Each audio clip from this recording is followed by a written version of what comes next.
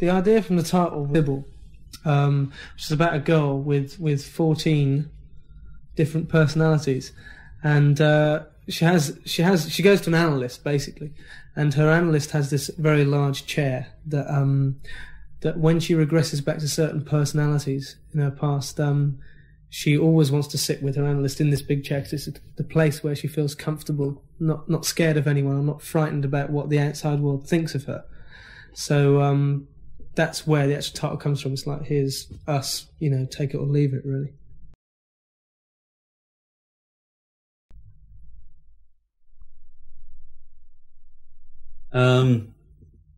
Well, it was our producer. I have to be honest here. No. Well, when we did our first album, The Hurting, that was like our life's work. It was like the only thing we really wanted to do. When it was over, we didn't really know what the next step was, so we sort of experimented, dilly-dallied around for a while, which resulted in The Way You Are. Further experimenting, and we came up with a song called Mother's Talk, which, under much duress, ended up the way it is now. Yeah, it's down to the producer, really.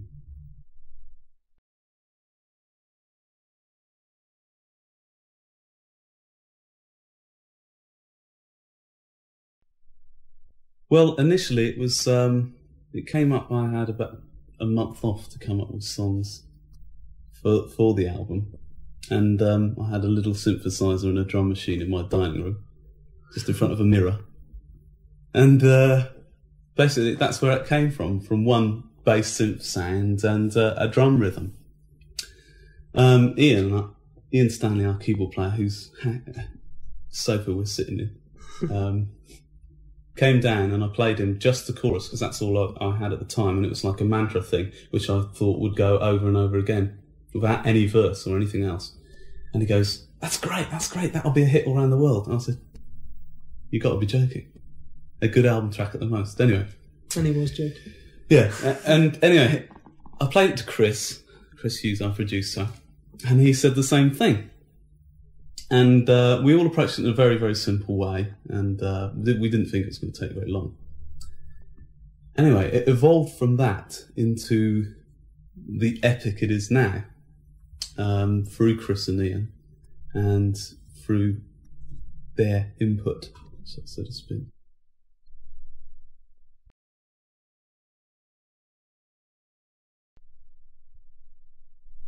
Yeah, I think it is. I mean, I was hoping that somebody would say that Shout was the single for '84, in the sense that there were so many protest singles, and I think Shout was the most direct of all of them. Quite simply, it's a song. It works on two levels. It's politically, it's about protesting. It's about stating the things that quite evidently are disturbing. For instance, America's nuclear arms in England, and things like that. The arms race, etc., etc. All these things, I think, need attention brought to them, and that's what Shout's saying.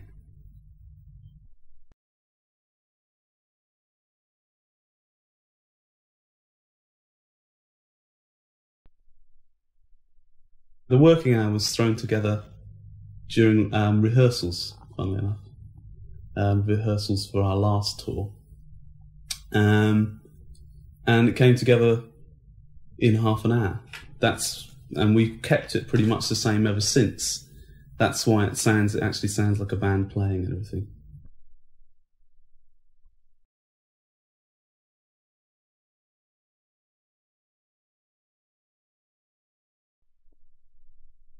Well, I came in one day, and these lads here had been working away at this song. Basically, it was Roland had an idea for a song, and our producer really liked it. That'll be Chris Hughes again, and persuaded us or the rest of us to pursue it further. So I came in one day and they'd actually written a song around this beat, and it was very commercial.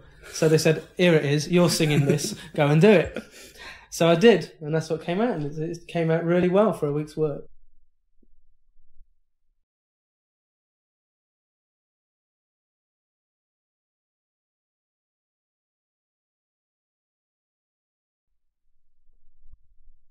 That's exactly what it is. Well, it stems from two little ideas. One is something that English mothers say to their English children, which is, if you're pulling a face, like children sometimes do, they say, "You'll stay like that when the wind changes." That's one idea. And the other idea is exactly what you're talking about, When the Wind Blows, which is a cartoon book by Raymond Briggs, which is an anti-nuclear thing, which is really good. So yeah, that's right. For instance, the lyrics, "When the weather starts to burn, then you'll know that you're in trouble." Yeah. It's the closest we'll ever get to an anti-nuclear song. Yeah.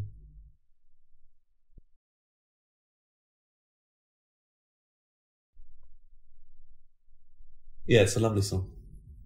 One of my favourite songs on the album, if not my favourite. Yeah, very simple, with a nice sort of jazz swing to it. Again, that was written in my dining room around the same time as Shite, and I think I really don't want to harp on about the lyrics or anything like that, but I think that they are the most potent and powerful lyrics we've ever put on to vinyl, quite simply. They're well worth listening to.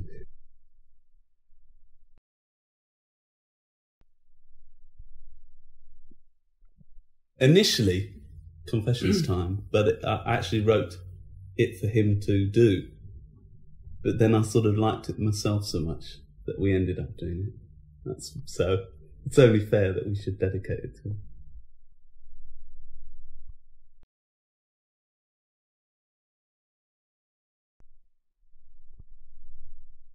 Well, Broken was originally an old B-side, which we put into overdrive. Again, that comes from doing a lot of live work, that those numbers ran into each other and worked so well.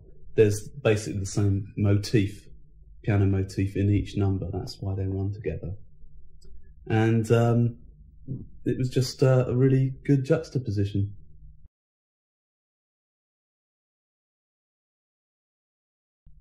Yeah, Head Over Heels is probably the closest we'll ever get to a love song. No, it's a love song that kind of goes a bit perverse at the end.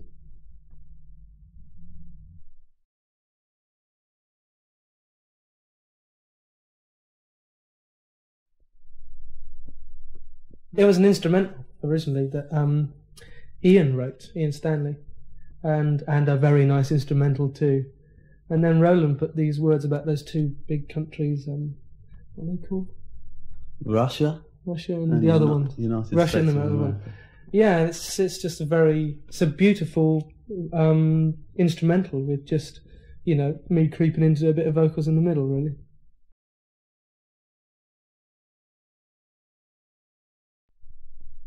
When did we first meet? We first met when we were 13, and about 6 years ago. 10 years ago, and it's a status quo. I've been going, how long? 20 years? We've been going 10 years. Anyway,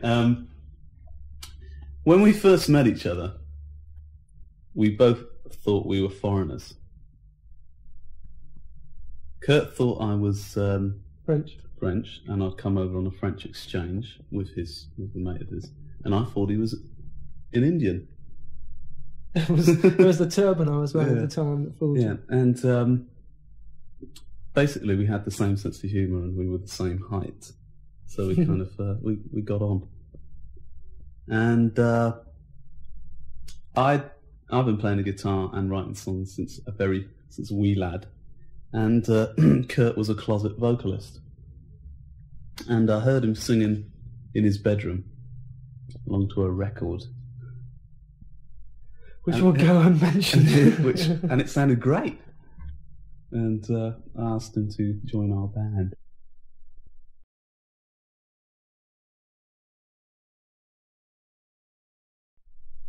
When I was a wee laddie, I had a very unorthodox. I'm from a very unorthodox background, such that my dad was ill and sort of bedridden, and through that he ran an agency. Not through being ill, through not being able to do anything else. Basically, he ran an entertainment agency with my mum.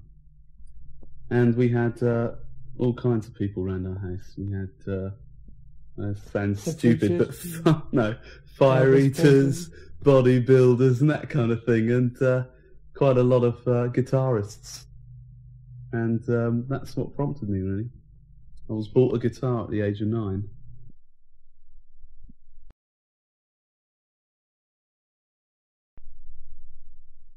I don't know, really. I never bought records as a kid.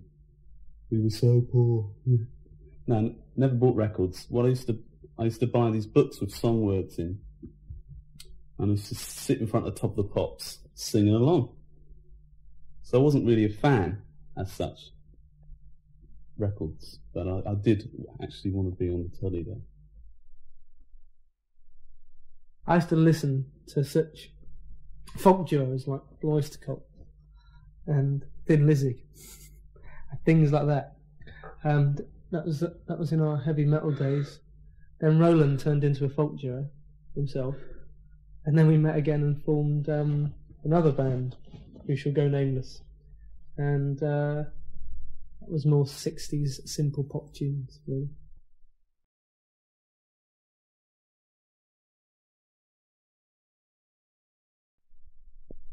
Well, as you can see, it affected us quite deeply. It wasn't a very nice experience for those 2 years, but we learnt a lot from it.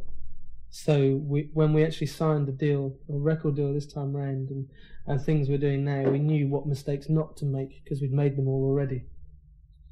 So I mean, it was a dreadful experience, but we learnt a lot from it.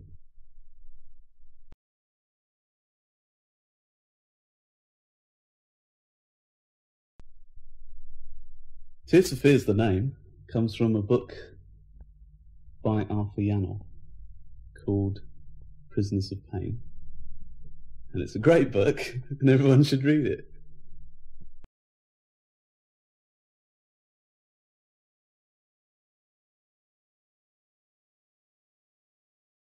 People have taken it as though it's something really heavy, but it's a very personal thing, and something very obvious, or to us at least. So the reason we don't talk about it anymore, or it's not worth talking about, is because people make more out of it than really is there, and they think it's like a cult thing, and we believe in something where it's just something that's really personal. Yeah. So that's why it's not really worth explaining it anymore and stuff like that, because it's something that's us, that is personal. Yeah, also it's really depends on how comfortable you feel articulating Yeah. it. You see, I feel very comfortable, very, very comfortable articulating it in songs.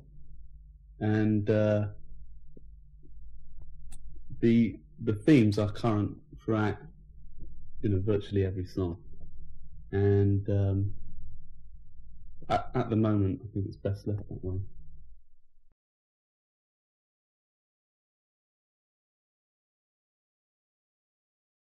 We did together under the name Tears for Fears.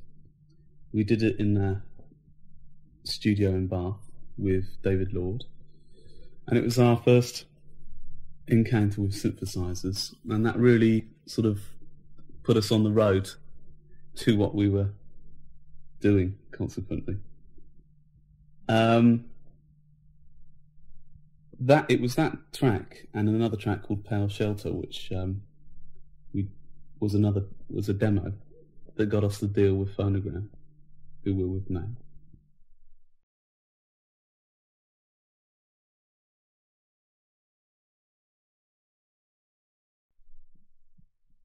Mike Hallett's a lovely chap, I love him dearly, but No, he's. I mean, there are different kinds of producers. Producers that actually help you and are objective, and producers that really do produce you, and you don't have a lot of say in it. And Mike Hallett was one of those producers that heard things a certain way and decided to do them that way. And we couldn't work with that kind of person because we have so many strong ideas of our own. So it didn't work out with Mike Hallett, although Pal Shelter did come out really well. The rest of the recordings with him didn't work out very well.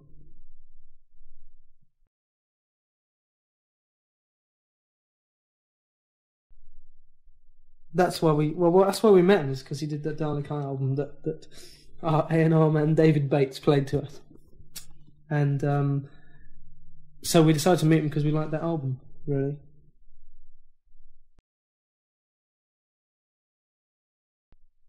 We were both in a vegetarian disco one night, which is the only club in Bath, and we got approached by this guy who said, "Would you like to come and record at my 8-track studio for free?" That was a fantastic offer, as we had absolutely no other means of recording at the time. So we took him up on it, and we came up and did the first thing we did with him, first demo, was Pal Shelter. His name, by the way, was Ian Stanley, and he's still with us now. We went on to do Pal Shelter with Mike Hallett, and for a B-side we had this song I weren't too sure about called Mad World, and we spent 2 weeks doing the demo, and at the end of it we felt it was probably a bit too good for a B-side, and we'd had a much better B-side anyway, which was called The Prisoner. So that's how Mad World started. When we started to work with Chris, we did 2 tracks, which were to eventually end up on the Hurting album. One was Mad World and the other one was Watch Me Bleed. And Mad World seemed the most likely choice at the time to be a single, even though we weren't as confident about that as we were about Pal Shelter and Stuff for the Children, which had previously not done a lot. Anyway, Mad World was released, and we were expecting it to get to about number 50 in the English charts, and hopefully we'd follow that up with something stronger. But it was a very, very big surprise when it eventually ended up at number 3 and stayed there for 3 weeks in England. I don't know, it was very strange at the time because we started working. It was a bit weird stuff because he has this strange sense of humour, and he had it, and we worked with another guy called Ross Cullen with him. And we had this battle of humour for the first God knows how long we worked for them for. But it was enjoyable to record, and I think everyone at the time just thought it'd be a foot in the door for us, you know, in the future, as opposed to a big hit. And we were all shocked when it was a hit, and we were recording the album. I remember each week ringing up and finding out what number it was that week, and you know, number 3, and it stayed number 3, and then we'd all presumed it had gone down. I remember the day I rang again and came into the kitchen and said it's still number 3, and everyone was shocked. But it was good fun recording, and but it was a strange time, just suddenly out of nowhere going that, which is, you know, a big hit in England.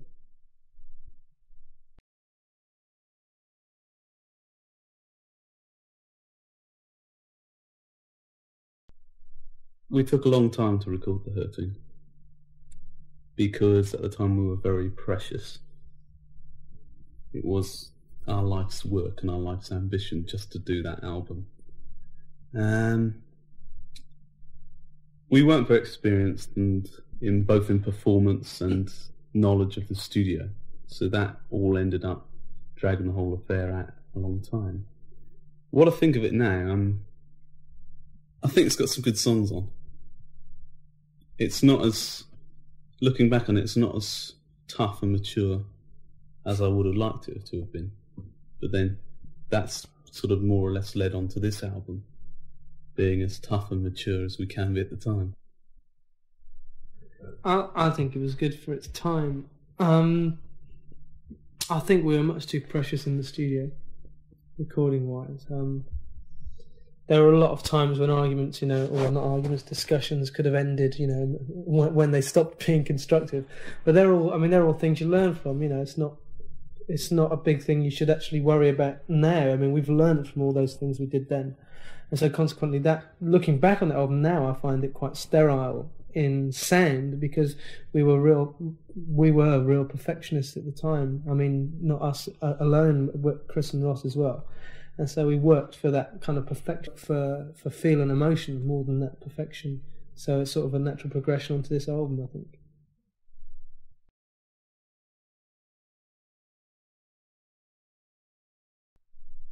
That was what changed us, because it was one of the ultimate attempts at perfection, and came out one of the worst things we've done, really. I mean, as far as emotion goes. So that's after that. That is sort of the time where we turned around and thought, well, something's going wrong, and this isn't really the way we want to approach things. So that was why it took us a long while before we came back and did Mother's Talk in the manner we did with Chris. And it was a good thing, you know. It was a shame we didn't do it earlier. We didn't take the time off after the first album to actually think, but, you know, we were too wrapped up in all that, I think. The thing is, after the Hurting had finished, the album, Ian's 8-track had become a 24-track, and we were all very much learning to engineer ourselves. We were learning synthesis and that kind of thing, and we got, for quite a long time, more wrapped up and more involved in and more enthusiastic for that area, which is basically more subliminal than actual expression and songs itself. And that's really how we ended up doing The Way You Are. We were actually appreciating The Way You Are on a level which most people don't even notice. And that was the mistake we were making.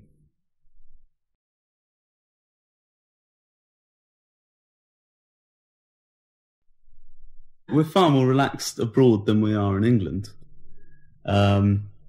We were playing smaller places because it hadn't, at that point, sold that well.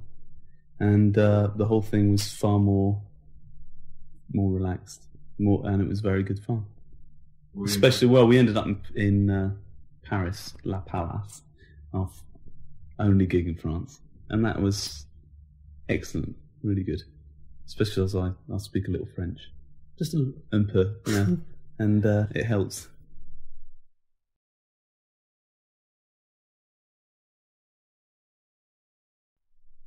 I think it'll be interesting. You can't tell till you played there. Yeah, I mean, I don't know what it's going to be like. You know, I'll tell you in 5 months' time. Yeah, I mean, our only experience of the States is really from a press point of view, where I'd say we have probably our best press in the world is in the United States, because I think they bother a bit more to find out exactly what you're trying to say, or to find out what you're about, more than an English press, which is kind of a step back, like most English people. That's why I think I prefer American press. They are interested.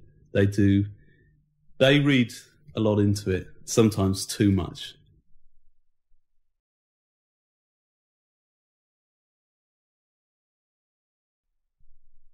As you can see, there are two guys who are promoting, doing all the talking, and there are the faces from the faces that people recognise as Tears for Fears. However, it's a lot more integrated than it appears. A lot more people are involved behind the scenes.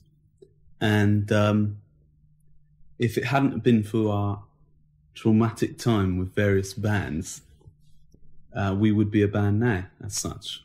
But we decided, when we left the last band we were with, that we were basically going to be a two-piece, incorporating anybody we wanted to use at that time. At the moment, Tears for Fears in the studio is myself and Curt, Ian Stanley, who plays keyboards and also co-writes and keeps us vibing, and Chris Hughes, our producer, who's also doing a lot of drumming and also vibing.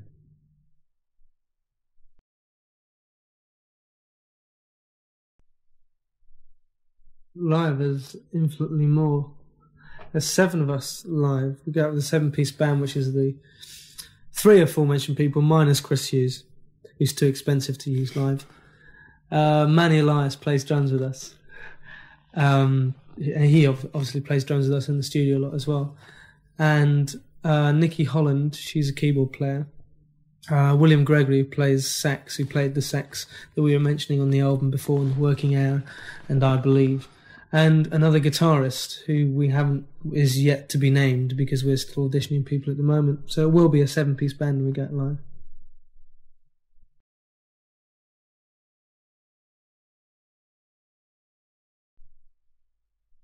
I like taking pictures. I like photography. I like cameras. I used to pick up a guitar and strum, but now music's become my work and my career. I pick up a camera and strum. I mean, it's more. I mean, I don't consider myself, very good or anything. It's more the actual enjoyment of doing it, and I'd hate to be yet another musician who publishes a book of photographs that's not any good. I want to avoid that if possible.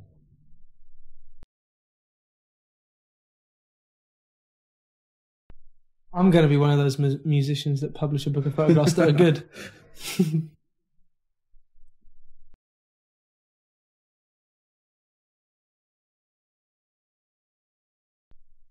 The next positive step, once the world tour is over and we all see how we've done in various territories, is just to basically spend some time getting new material together, seeing which direction that's going in, and basically going with that, I think. Recording again, probably. Really. Making album number 4.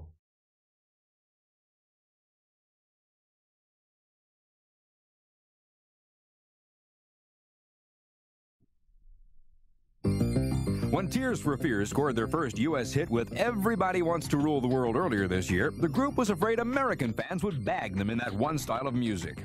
Hi, I'm Joel Denver, Earth News Radio. We'll see what the group thinks about all that now when I return with Roland Orzabal right after this.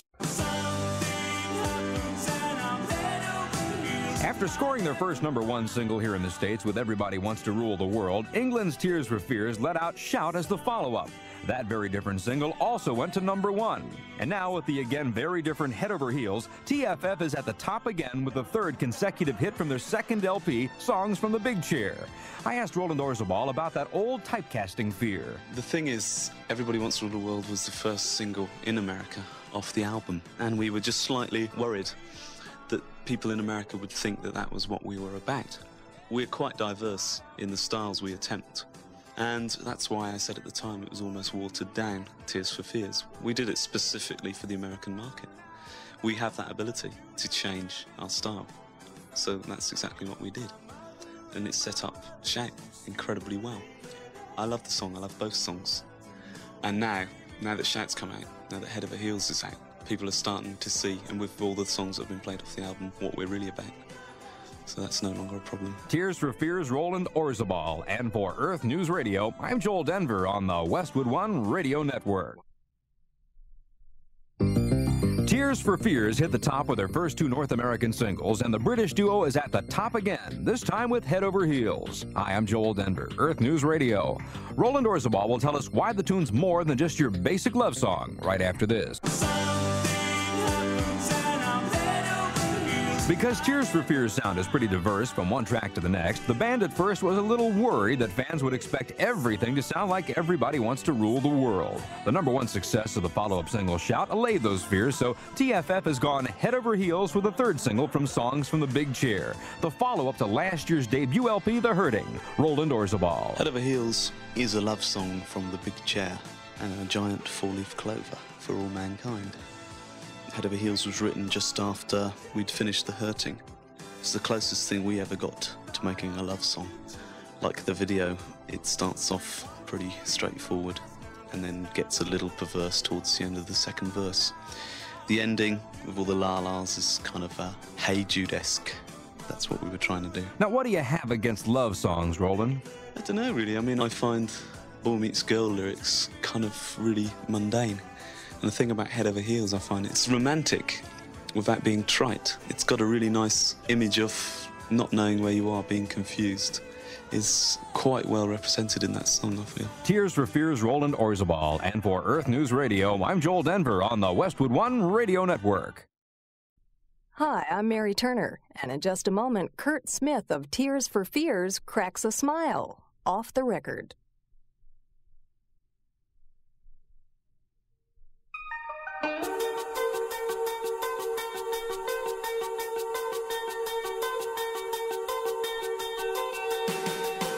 Curt Smith of Tears for Fears says they don't want to rule the world. They just want their music to be listened to.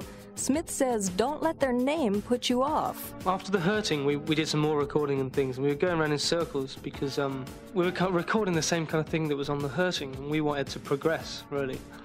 But we didn't have any time off to be objective enough to progress. So last year we got really tired of it and took some months off at the beginning of last year and decided we want to make this next album more vibrant, more cutting. We wanted to generalise a bit more because on the first album a lot of people couldn't get into the emotions on the first album because they were too personal, and a lot of people misinterpreted them. So on this album we're going to make ourselves simple and blatant about what we want to say. And the biggest problem I thought in the past, or I still think in the past, is the fact that no one seemed to realise that we do have quite a lot of humour in, in ourselves, and a lot of the time in what we do, I mean, if people listen to B-sides and stuff like that, whatever. So the biggest step we wanted to make was to make this album tougher, more vibrant, more blatant lyrically, and to put some humour into what we did, Curt Smith of Tears for Fears, Off the Record. I'm Mary Turner on the Westwood One Radio Network. Hi, I'm Mary Turner, and in just a moment, Tears for Fears' Curt Smith explains why he no longer cries over studio bills. Off the Record.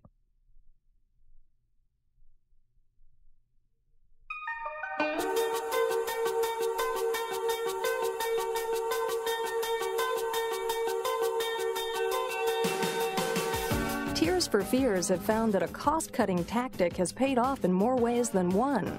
Curt Smith says that their second album, Songs from the Big Chair, was also a lot of fun. It's actually cheaper to have your own studio because if you're earning money, it's against tax in England. I don't know what the state is here, but you get it all against tax because it's a business expense. And recording albums are cheaper because you don't charge yourself as much as normal studios will charge you.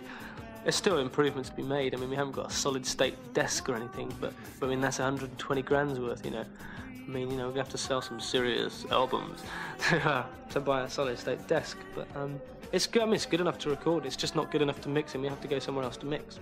And this album, I think, sounds a lot more relaxed than The Hurting, and that's due to the fact that we're at home doing it, and there's no pressure of like, it's an hour, that's £50 gone, There's none of that kind of pressure on you. Tears for Fears, Curt Smith, Off the Record.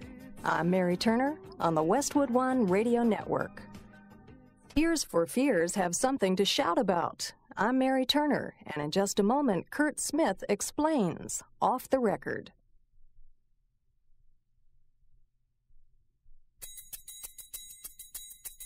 Tears for Fears' Curt Smith thinks that their music sounds different depending on how you listen to it. According to Curt, when they perform live, they really let themselves go. I love performing live. I hate travelling. But the 2 hours a night performing live makes up for the other 22. So yeah, I love it. I love it because it's different than recording a record. Recording a record can be so precious because you've got to like that bit of vinyl for a few years, and that bit of vinyl is going to be brought up and saying, look, this is what you did, and you're going to have to answer to it. Live work is for an hour and a half, 2 hours a night, and that's it. It's nothing more than that. And it's entertainment. I don't want to go out there. People want to be critical necessarily. Then that's fair enough if you want to listen to an album and get into it. But when you go live work should be entertainment, and I find it quite a release to actually just go out and play and enjoy myself and not have to think about it too much. Tears for Fears' Curt Smith, Off the Record. I'm Mary Turner on the Westwood One Radio Network.